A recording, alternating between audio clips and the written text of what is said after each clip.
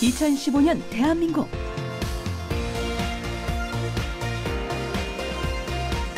총 인구수 5,130여만 명.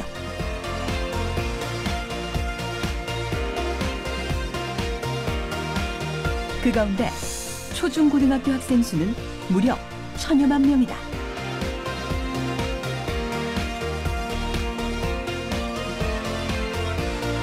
어렸을 때부터 성인이 될 때까지 끊임없이 교육을 받고 성장하는 아이들. 그만큼 교육과 아이들은 밀접한 관계일 수밖에 없는데, 현재 우리나라의 교육, 어디로 가고 있고 나아가야 할 방향은 무엇인가?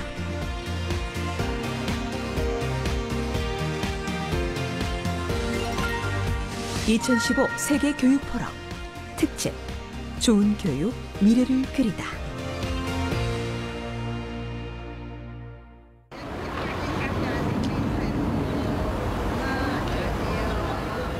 아이들이 하루 생활 중 절반 이상을 보내는 곳, 학교.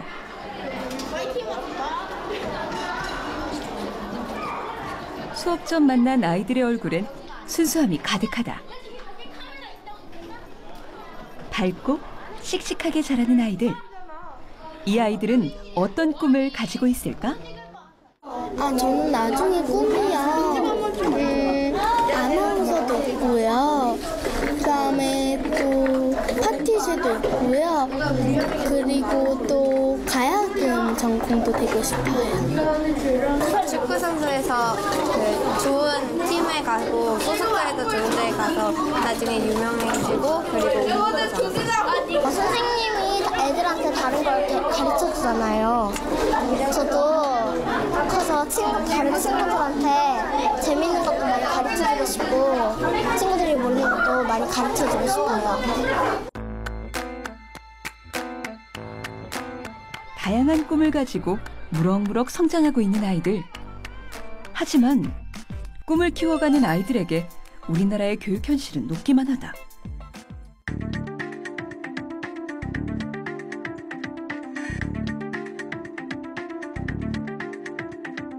입시 경쟁으로 인해 대부분의 학교에선 주입식 교육이 큰 비중을 차지하고 있고, 끊임없는 시험이 아이들의 뒤를 쫓는다. 때문에 꿈이 많았던 아이들은 학년이 높아질수록 꿈 대신 더 크고 무거운 학업 스트레스를 견뎌내야 하는 현실과 직면한다. 어렸을 때부터 치열한 경쟁 구조 속에서 자라나는 아이들.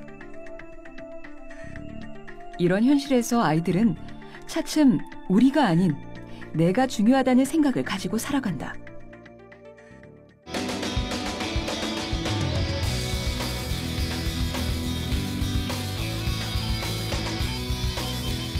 누구보다 큰 꿈을 가진 아이들. 아이들의 보다 나은 미래를 위해 중요한 것은 무엇일까? 그리고 아이들의 꿈과 상상력을 더 크게 키워주려면 어떤 교육이 우선시되어야 할까?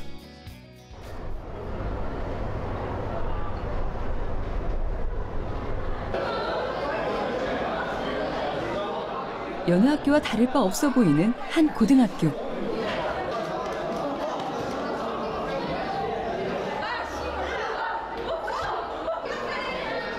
(2학년 9반) 학생들의 오늘 1교시는 의미 있는 수업이다.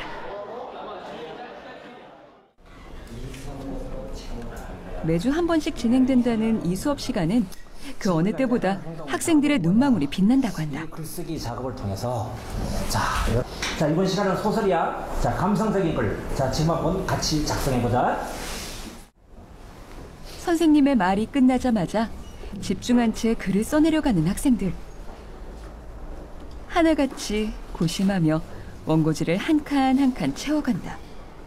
이 수업은 앞반 친구가 적은 소설에 이어질 뒷이야기를 적는 릴레이 소설 시간으로 학생들의 내면까지도 파악할 수 있어 중요한 수업 중 하나라고 한다. 선생님이 릴레이 소설 쓰라고 하셔가지고 앞에서 좋은 내용을 줘서 지금 뒤에서 이어쓸 내용이 괜찮은 것 같네요. 그 앞에 전에 쓴 학생의 소설을 읽고 자신이 그 소설을 이어나가서 쓰는 거예요. 교류가 없던 친구의 생각까지 알 수 있는 소중한 시간. 는 벌써 주인공이 자살을 했네. 그럼 벌써 스토리 끝이지. 선생님과 학생이 농담을 주고받으며 자유로운 분위기에서 진행되는 수업. 이 글을 쓰게 된 목적은 학생들이 생각하는 능력, 그다음에 인내, 끈기 이런 것들을 심어주고, 또 간혹 가다가 앞에서 좀 비관적인 글을 쓴 학생들이 있으면은 그 학생들의 어떤 입장, 그런 처지를 좀 이해하고 서로가 교감하고 소통해보자라는 생각에서 이런 소설을 우리 학생들이 이렇게 쓰고 있습니다. 릴레이 소설은 소통의 부재로 발생하는 친구들 간의 거리를 좁혀주고 학생 개개인의 내면을 파악하기 위해 광문고등학교에서 올해로 5년째 진행하고 있는 수업이다. 학생들은 실제 이 활동을 통해 많은 것을 얻고 있다고 한다. 그 내용 앞에 읽어보니까 이 주인공의 성격을 알 수 있고 그에 대해서 이어나가게 써야 되니까요. 그 주인공을 더 자세히 알게 되는 것 같아요. 앞에서 쓴 친구가 한 거를 읽고 쓰다 보니까 앞에서 쓴 친구의 생각을 알 수 있고, 그러다 보니까 이해할 수 있게 되어서 재밌는 것 같아요. 친구의 글에 이어서 작성한 이 소설은 또 다른 반 친구에게 전해진다. 왜 이렇게 욕설이 많이 들어가 있어? 그 전에 학생들이 쓴 소설을 꼼꼼히 확인하는 선생님. 그 속엔 중요한 이유가 있다. 사람도 있고 팔이 없어. 사실 학생들이 작성한 이 글들을 가지고 검토를 해보면은 대부분 학생들은 창작된 어떤 글들인데, 간혹 가다가 학생들이 쓴 내용 자체, 용어 자체가 상당히 부정적이고 공격적인 용어들, 이런 글들로 일관된 학생들이 있거든요.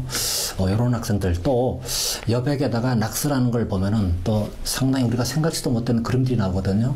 이런 것들을 분석해가지고 이 학생은 어떤 내재된 어떤 갈등, 문제가 있구나, 이걸 알게 됩니다. 그래서 이런 학생들은 불러서 이런 공간에서 상담을 하다 보면 결국 자기 아픈 이야기들이 하나하나씩 나오게 됩니다. 그러면서 어떤 학생에게 예견될 수 있는 일탄행위, 비행행위를 방지하고 있습니다. 5년 전만 해도 광문고등학교는 서울시에 있는 고등학교들 중 일탈 학생이 가장 많은 학교로 손꼽혔다. 하지만 지난해 일탈 학생은 불과 8명으로 4년 전 58명에 비해 86%나 크게 줄었다. 또 학생들의 학교 생활 불만족도 역시 2012년도에 비해 지난해엔 절반 이상이 줄어들었고 학교 생활에서 즐거움을 찾는 학생들이 증가했다. 기존에 우리나라가 빠른 성장 위주로 발전을 하다 보니까는요, 과정보다는 결과를 도출하는 부분들이 굉장히 크게 차지했다라는 생각이 듭니다. 그러다 보니까 부모들이 교육 방법이 더 좋은 대학을 보내기 위한, 더 좋은 스펙들을 쌓기 위한 교육 방법들로 바뀌었다라는 거죠. 그런데 실제적으로 그런 아이들이 사회에 나가서 문제들을 발생을 하는 것들을 보게 됩니다. 그런 문제들이 사회 문제로도 나타나고요. 학교 폭력으로도 나타나는 문제들이 발생을 하면서 실제적으로 인성 교육이 필요함들을 절실히 깨닫게 된 거죠. 국가에서도 국가직무능력표준이라고 NCS를 통해서 이제 기존에는 학력과 스펙으로 그 학생들을 채용을 한다든가 면접을 봤다라고 한다라면 이제는 공동 기초 능력으로 소양이라든가 얼마나 사람들과의 대인관계를 잘하고 또 그 안에서 직업 윤리를 어떤 직업 윤리를 갖고 있고 문제 해결 능력을 어떻게 하는지 그런 것들을 요구하는 시대로 바뀌었다라는 겁니다. 최근 한 통계에선 초중고생 5명 중 1명이 정신건강에 대해 지속적인 관심이 필요한 관심군이거나 심층 상담이 필요한 주의군이라고 발표했다. 또 중고등학교에 자녀를 둔 학부모를 대상으로 한국교육개발원이 실시한 교육여론조사에선 현재 교육 중 보다 더 중시해야 할 교육 내용으로 인성교육이 1순위로 꼽혔다.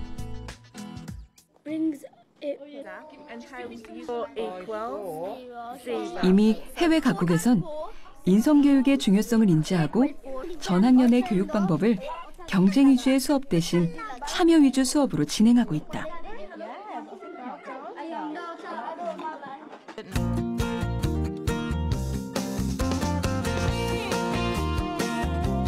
미국 워싱턴 밸류에 위치한 사마미시 고등학교는 매 수업 시간마다 학생들이 선생님과 친구들에게 의견을 공유하고 소통하며 교감하는 수업을 한다.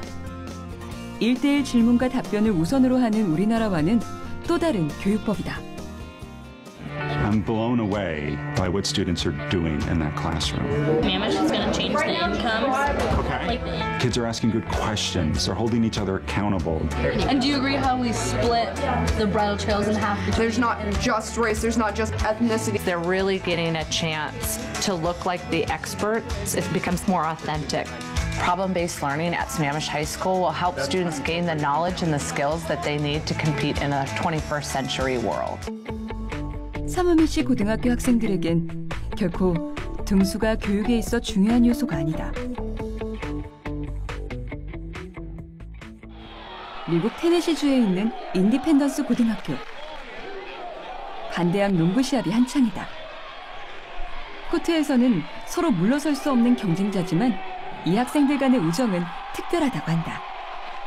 그 이유는 이 학교만의 특별한 규칙, 남에게 친절하기 때문이다. It makes everyone happy. It makes a non-fighting, makes a happy community, and that's what it's all about. 친절을 많이 베푼 학생들의 사진은 학교 복도에 걸리며 다른 학생들에게 더 큰 친절을 베풀도록 유도한다. 이 규칙 덕분에 인디펜던스 고등학교는 학생들이 경쟁 대신 친절을 나눈다. 지문이 달라지면 사실 그 텍스트나 이런 것도 좀 바뀌어야 되거든요. 그래서 저는 최근 우리나라에서도 자라나는 학생들에게 꼭 필요한 교육을 하기 위해 교사들이 힘을 모으고 있다. 미래학교 교사연구단이라는 이름으로 활동하고 있는 이 모임은 지난해 5월 정식 발족해 60여 명이 넘는 교사들이 2016년 개교를 목표로 한 미래학교 사업 방향 설정에 적극 참여하고 있다. 교사들이 추구하는 미래학교의 방향은 무엇일까? 미래학교라고 해서 첨단 테크놀로지를 통해서 수업을 변화시키거나 학교를 개선하려고 하는 그런 움직임으로 보기보다는 정말 어떻게 하면 기존의 우리 학교가 지향하는 바를 좀 본질적인 부분에 더 접근하면서 모두가 행복할 수 있는지 그런 걸 이제 고민하는 그런 학교라고 보기 때문에 앞으로도 더 많이 확산이 되고 또 지속 가능할 수 있도록 해야 할 거라고 이제 생각합니다.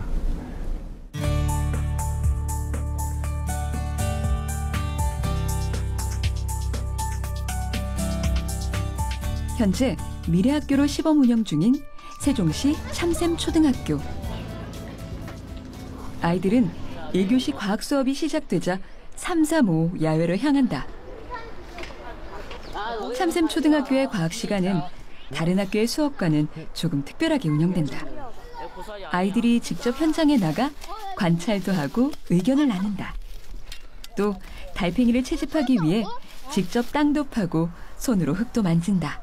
교실에서 하면은 요 패드로 할 텐데 패드로 하는 것보다는 실제로 볼 수 있어서 더 좋은 것 같아요. 이번엔 학교 옆을 흐르는 금강에 아이들이 모였다. 녹조를 채집해 녹조 현상을 분석하고 물을 맑게 하는 방법을 연구하기 위해서다. 이렇게 참샘초등학교 아이들은 직접 손으로 만지고 느끼며 체험하는 수업을 하고 있다. 밝은 정도가 되는지 확인한다고 하는데 학교라는 공간이 사실 제한적인 부분이 있어요. 교실 안에서 식물을 탐구할 때 간접적으로 ICT를 사용해서 활용을 하기는 하지만 직접 식물을 보고 체험하는 것과는 차이가 크죠. 그래서 선생님이 조금 더 바삐 움직이면 아이들에게 좀 더 직접적인 경험을 할 수 있으니까 일부러 시간을 내서 밖에 나와서 활동을 합니다. 그리고 지금 밖에서 활동을 하고 환경에 관심을 갖다 보니까 아이들의 인성적인 부분도 발달할 수 있어서 도움을 주고 있습니다. 세종시에 있는 한솔중학교도 미래학교로 시범 운영 중이다. 해맑아 보이는 아이들, 어떤 수업이기에 이토록 신이 난 걸까? 농사하러 가요. 옥상을 텃밭으로 개조해 학생들이 직접 다양한 채소를 심고 기르고 수확해 볼 수 있는 방과 후 교육활동 시간이다. 이 활동으로 학생들은 감성을 키우고 생명의 소중함을 배운다. 성장이 잘하는 과정을 몸으로 체험할 수 있어서 좋아요. 수학을 하다 보니까 되게 이제 제가 키운 거를 크는 걸 보니까 되게 더 뿌듯함도 느끼고 이제 이런 식물들한테 이제 막 가꿔주고 노력을 하다 보니까 이제 그런 게 결실로 되는구나라고 생각이 됐어요. 자라나는 학생들에게 큰 가르침을 주는 텃밭 활동이다. 옥상에서 수업하기 때문에 지식과 이성에 맞춰진 수업과 같이 이제 감성이나 이제 이런 인성 교육까지 같이 할 수 있다는 장점을 갖고 있기 때문에 아이들이 적극적으로 참여하고 있습니다. 이른 아침 들뜬 아이들로 북적이는 서울 개성초등학교. 이것도 미래학교를 시범 운영 중인 학교 중 한 곳이다. 1시간 반 정도 차를 달려 아이들이 도착한 곳은 강화도의 만이산. 335 친구 손을 붙잡고 신나게 산을 오르는 모습이다.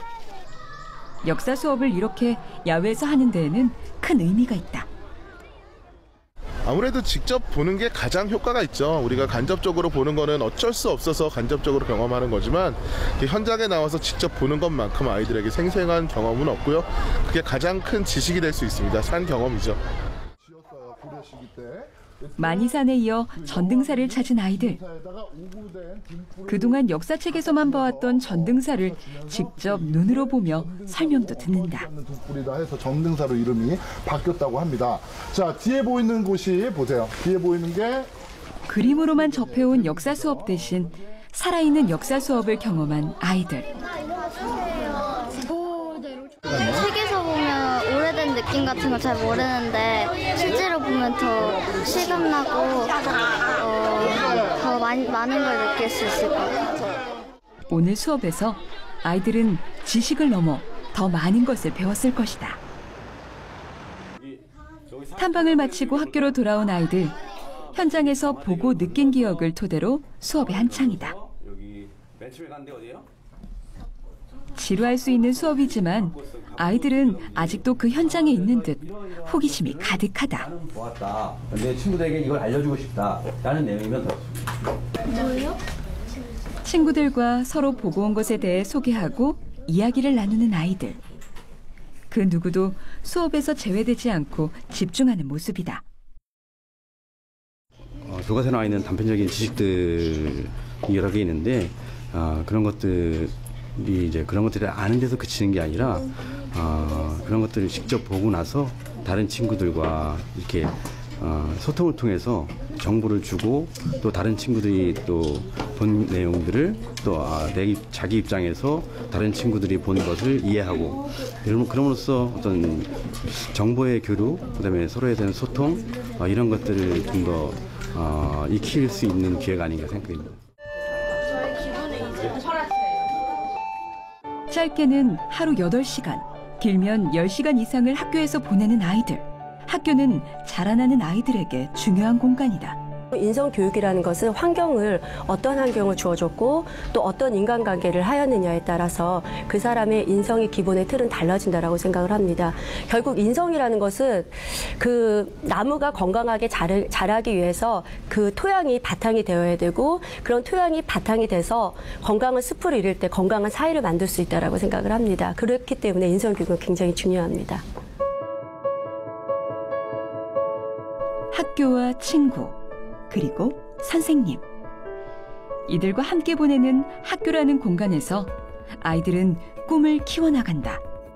이 아이들이 앞으로 어떤 세상과 마주하며 어떤 미래를 향해 나아갈 것인지, 그리고 가장 중요한 것은 무엇인지 깊이 생각해봐야 할 것이다.